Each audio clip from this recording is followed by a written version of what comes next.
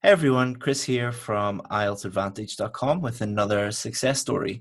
So Priyanka is one of our successful students and she kindly agreed to share her success with you guys so that you could learn from her and hopefully be successful yourself. So Priyanka, can you start off by just giving us some information about you, who you are, where you're from? Yeah, hi, I'm Priyanka. I'm from India, but currently I'm staying in USA. And I'm an IT software engineer, but from last 3 years, I'm staying at home and taking care of my baby. Mm-hmm. So for like 3 to 4 months, I was working on the IELTS exam, and I was unsuccessful when I tried in March. And finally, after joining Chris course, I can get my much needed score in May. Mm-hmm. And can you share your scores with everybody? Yeah, in March I got listening 8, reading 7.5, writing 6.5, and speaking 7. Mm-hmm. And in May I got listening 8.5, reading 9, writing 7, and speaking 7. Excellent. Those are amazing scores. So Thank a you. nine in reading.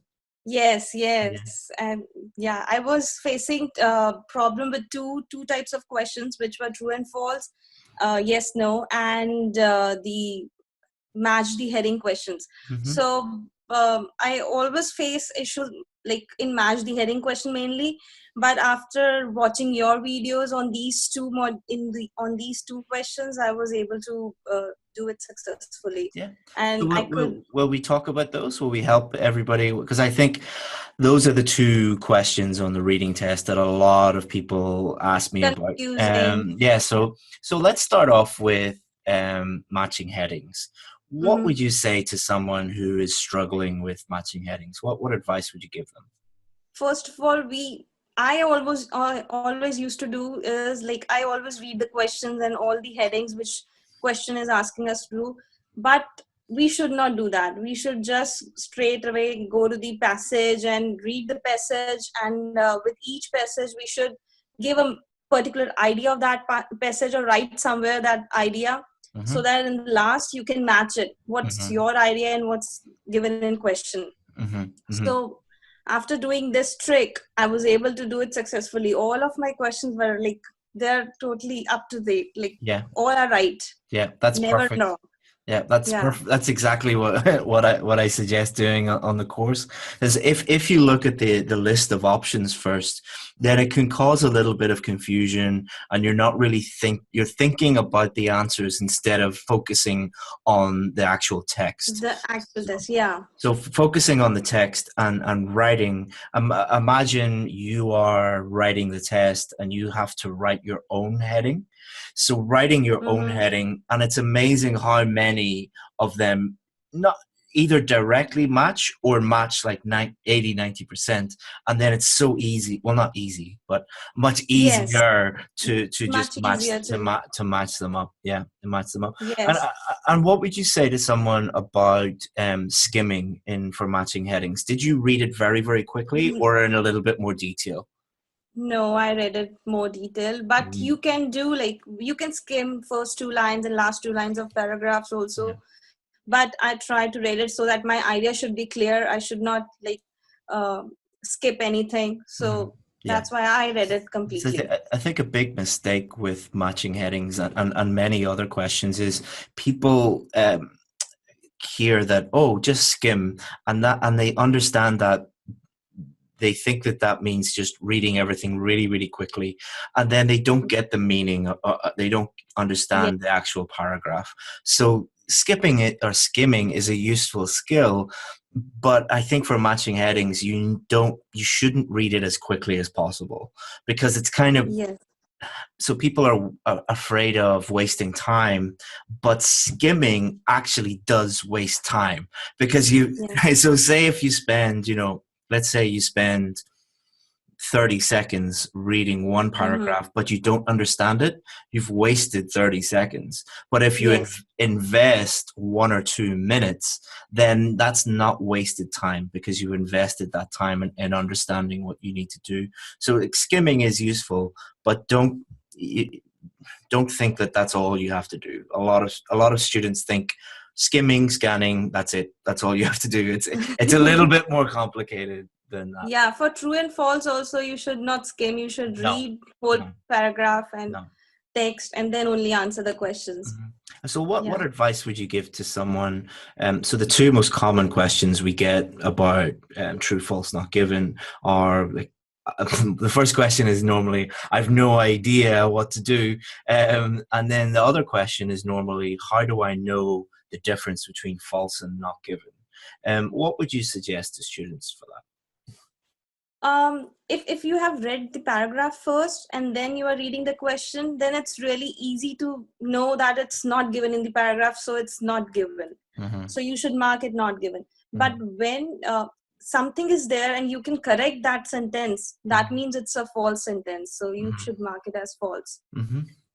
There was one very confusing question in my question paper. Was in paragraph they have written that they have parking lot on basement as well as on first floor, and Mm-hmm. the question was, so parking lot is it true that parking lot is on 2 floors? So in in USA, they never consider basement as a floor. So it was really confusing that its parking lot is in on 1 floor or 2 floors. Somebody marked it as false, Mm-hmm. but it was true because considering that it is on one on basement and one is on first floor, so there are 2 floors Mm-hmm. or 2 levels. So Yeah. that's why it's true. So that's a really important point, to not take any prior knowledge about the topic into the test into the reading test. So the reading test, you should just go on what the text says. So looking at the text and comparing it with the different options, and not using prior knowledge, or exactly what you just said, just basing it, okay, Yeah. is this true or is this false? If it's true, it matches up, it agrees with the Yes. Yeah. option agrees with the text. However, if it is false, the option does not agree with the test. It's not correct. Agrees with it. Yeah, Yeah. yeah. And Yeah. and and Yeah. I think where most people slip up is they spend too much time looking for not given. So Yes. it's because they're looking for something that's not there. If you like, it's kind of like walking into a dark room and not turning. You're looking completely in the dark and spending too much time doing that. I think Yeah. for many students, it's about giving them the confidence to write not given. As many students just keep looking and looking and looking and looking, and then they waste a lot Yeah. of time. Just have, if you can't find it, write not given Yes. and move on. You can always come back and check it at the end. Actually, I used to face this problem without when I was not following this trick that read the passage before and then question. I was Mm-hmm. facing the same problem, Mm-hmm. but after using this trick, I will always be sure that it's not given. That Mm-hmm. it's So so you I have always to read mark the it. so you Yeah. always read the text first before looking at the options for true, false, not Yes. given. Yeah. Yes. Yeah, I think a lot of people just don't take the time to understand the text, because it is a Yes. reading test. It's testing your ability to read the text. And many people just immediately look at the questions and try and find the answer as quickly as possible without really understanding Yeah. the text. Because it really, it's That's testing many different reading sub skills, but at the end of the day, it's testing, can you understand written, or when you're reading English, can you understand that? So understanding the text is crucially important. The other yes. question that we get a lot about the reading test is time management. How would you respond to someone who's struggling with time management? Do you think that they need time management tips, or do you think Uh, it's something else? Actually, I never faced problem with time management since I Mhm. started practicing. Like from first day, I was able to complete my test in 1 hour.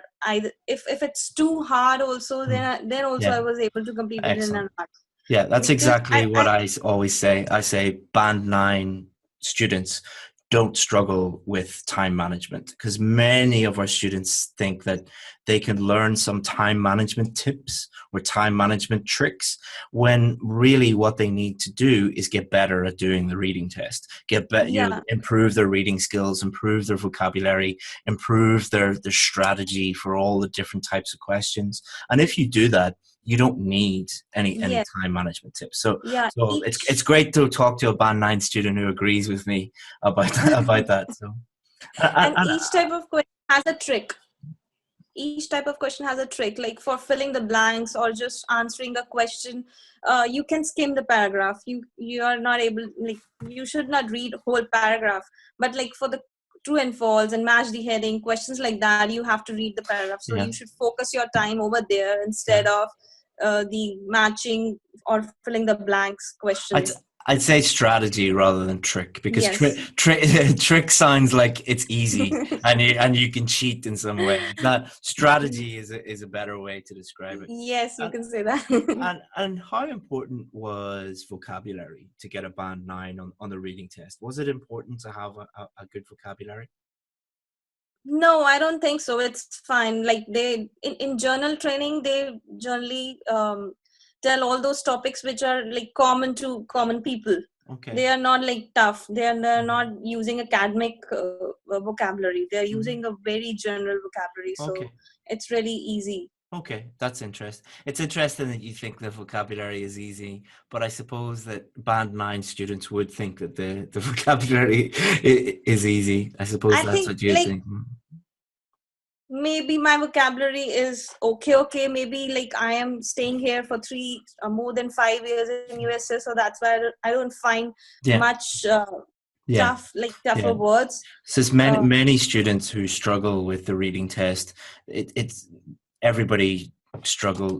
They should improve their reading skills and practice reading. But for many students, they really need to improve their vocabulary, because in order, uh, to get a 7, 8, or 9, you do need to have a certain level of vocabulary. But it's interesting that you think that that's not important, because yeah, because I know maybe here I maybe here in day-to-day life we are mm, using those kind of of course, words yeah, every day, yeah, with talking to many other people no, while we are going shopping or mhm, somewhere, we are using those kind of words. yeah. So that's why maybe I'm not feeling much No, important I'm saying from. I agree with you, because it's obvious that you do have a good vocabulary. So you probably didn't realize how important it was, because you use it all the time, and so And yeah, I felt the same thing while when I was improving in writing, and I was doing much. I was focusing much on vocabulary for writing, and that way I can see that I have increased my understanding while listening also and while mhm, reading also.